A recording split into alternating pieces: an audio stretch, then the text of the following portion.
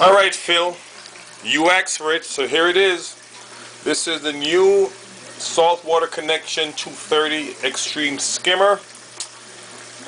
You can see it side by side with the 150 BMK. It's pretty big in comparison, even to the 180 that I gave you.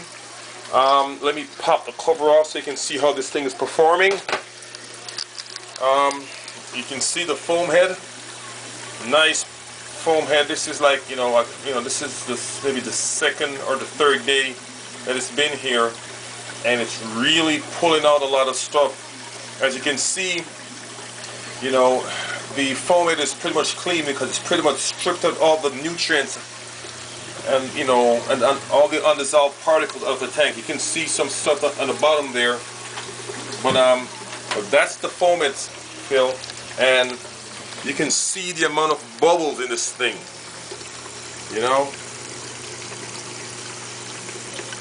It's really, I'm really impressed with it. It's a big skimmer. It's overrated for my tank, but let me tell you, it works. And this is what keeps the algae away. This is the BMK. The BMK is struggling to keep up because this guy is really pulling. So I can feed excessively. Like I can overfeed because I'm overstocked, and I won't have to worry because I know these skimmers will pull out all the uneaten, undissolved, and dissolved particles, from the water, which is what you want. You want to you want to feed, and you want to remove the waste as quickly as possible. And and this is what the skimmers do. Over here you'll see my macroalgae bed. Let me zoom back a bit. Let me tell you, Phil, this is growing, so I know it's sucking up, whatever the skimmer doesn't catch, the nitrates and phosphates, and I prune this back maybe once a month. I'll take out a huge handful. If you look at the first picture of this that I sent you maybe 6 to 9 months ago, I only had a small piece of macroalgae in there. Now the entire refugium is almost full with this darn thing, and I have to pull it out ever so often. So that is my refugium.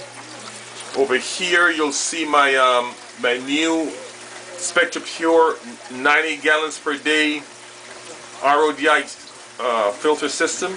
It makes 90 gallons per day. So all these little things that I'm doing to make my life a lot easier.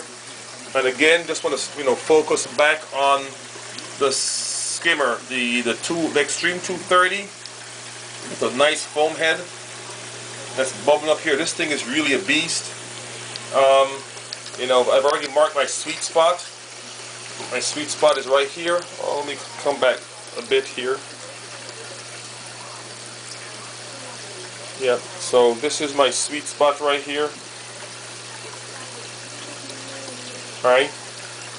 I've also throttled back my air because I want to get the tiniest bubbles.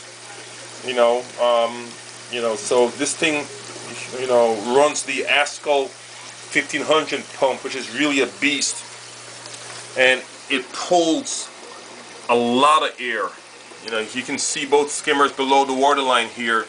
I do have some bubbles in coming out of the new skimmer, but that's how it is. The first couple of days, as it's being broken in, it's going to spit out some bubbles.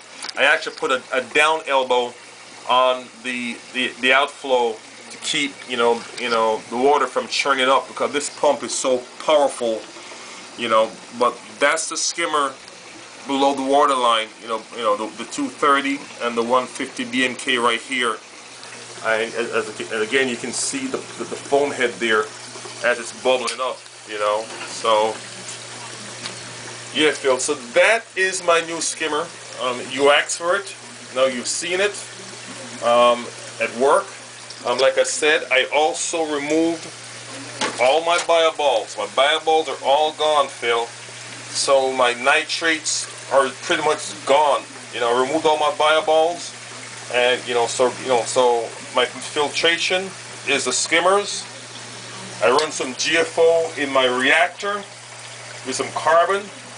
I have my denitrator coil arm off to the side. You can see that tube in the corner there. With a long white tube, that's my denitrator. I'm running my macroalgae in both refugiums here and here. You know. So that is my filtration.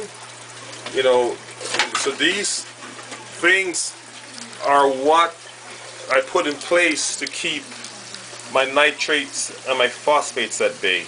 You know, so again, you know, that's a nice foam head there. It's, if you notice, you know, it's not green and gooky because it pulled a whole bunch of stuff. You know, so that the particles and the waste in my tank don't get a chance to break down, because this thing is so powerful that it's really getting to my nutrients and my waste even before they can even get broken down.